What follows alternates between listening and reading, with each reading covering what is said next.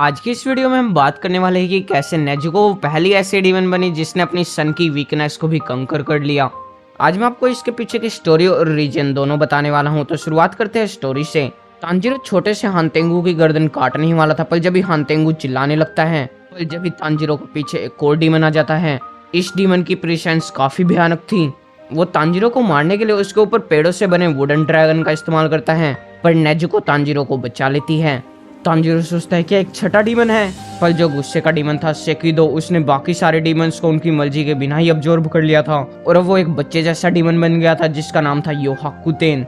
योहाकुतेन कहने लगता है, तुम सब मॉन्स्टर्स हो क्योंकि अभी अभी तुमने एक चूहे के साइज के कमजोर आदमी को मारने की कोशिश की।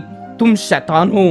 पर जब ही तांजीरो कहने लगता है, कमजोर ऐसा मत कहो, तुम सब में से खून की बदबू आती है। तुमने कितने लोगों को मारा है? उन्होंने तुम्हारा क्या बिगाड़ा था? फिर भी उन्हें अपनी जिंदगी देनी पड़ी। तुमने बहुत से लोगों को खाया, इसलिए ऐसे नाटक मत करो जैसे तुम्हें चोट लगी हो। तुम डेविल हो, मैं तुम्हारा सर काटूंगा।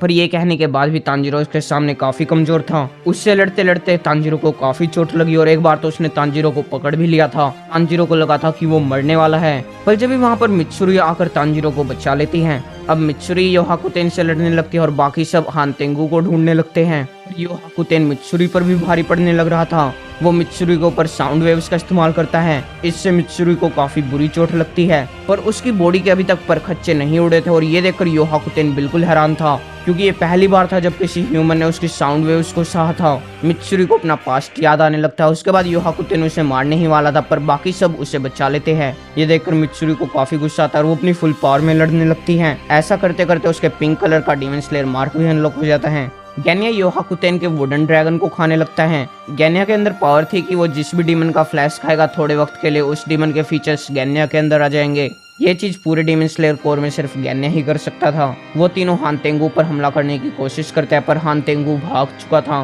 तांजीरो चिल्लाता है, तुम वापिस आओ, अपनी जिम्मेदारियों से मत भागो, अपने पापों का पश्चाताप करो, मैं तुम्हें भागने नहीं दूंगा। गैनिया हानतेंगु के ऊपर पेड़ उखाड़ कर फेंकने लगता है। नेजुको भी उसके ऊपर हमला करती है, पर इसका कोई भी फायदा नहीं था। वो अभी भी बहुत ही तेज भाग रहा था। तांजीरो को जेनित्सु की बात याद आती है। जेनित्सु से थंडर ब्रीदिंग के बारे में बता रहा था। जेनित्सु कहता है कि थंडर ब्रीदिंग में हम सबसे पहले अपने पैरों की एनर्जी को स्टोर करते हैं और उसे एकदम से रिलीज करते हैं। तांजीरो ऐसा ही करता है और वो थोड़ी बहुत थंडर ब्रीदिंग का इस्तेमाल करके हानतेंगु के पास पहुंच जाता है।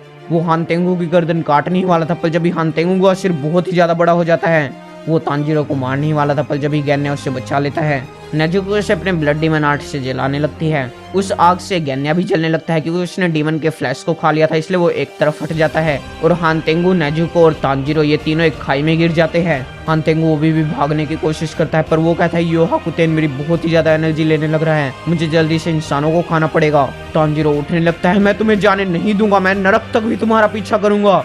हानतेंगु को वहां पर कुछ स्वॉर्ड स्मिथ दिखते हैं, वो उनकी तरफ बढ़ने लगता है। तांजीरो उसके पीछे भागने लगता है, पर अब तांजीरो के पास कोई भी कटाना नहीं थी। उसकी कटाना हानतेंगु की गर्दन में धंसी हुई थी। पर जब भी उसकी तरफ कोई कटाना फेंकता है, जिस पुरानी स्वॉर्ड को हागानेजुका पॉलिश करने लग रहा था, उसे मिचिरो ने उठाकर तांजीरो की तरफ फेंक दिया था, जिसकी वजह से हागानेजुका बहुत ही गुस्से में था। पर तांजीरो जब भी उस कटाना का इस्तेमाल करके हानतेंगु की गर्दन काट देता है।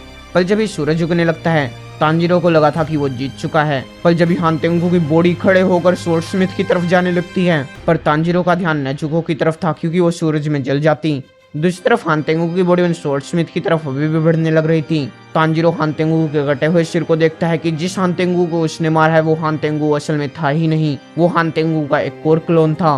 वो हानतेंगु की तरफ बढ़ने लगता है, पर जब भी नेजुको भी जलने लगती है, तांजीरो नेजुको को बचाने लगता है। वो देखता है कि हानतेंगु के सबसे ज्यादा पास वही था, इसलिए हानतेंगु को उसे ही मारना था। पर वो नेजुको को ऐसे नहीं छोड़ सकता था, वो डिसाइड नहीं कर पा रहा था। पर जब ही नेजुको उसे हानतेंगु की तरफ फेंक देती है और वो खुद जल जाती है। तांजीरो रोने लग रहा था, पर जब भी वो हानतेंगु को मारना चाहता था, उसे सूंघो, वो अभी तक दूर नहीं गया है, उसकी गंध से उसे ढूंढो, वो उस बॉडी के अंदर है। एक पल के लिए तांजीरो को उस बॉडी के आर पार दिखता है। हानतेंगु की रियल बॉडी उसके दिल में थी। तांजीरो उस तक पहुंच जाता है। अब अपने पापों का पश्चाताप करो। वो हानतेंगु की गर्दन काट देता है। हानतेंगु को अपनी पिछली लाइफ दिखने लगती है। हानतेंगु अपनी ह्यूमन लाइफ में बहुत ही कमजोर दिखता था, फिर भी उसने लोगों के मर्डर कर रखे थे।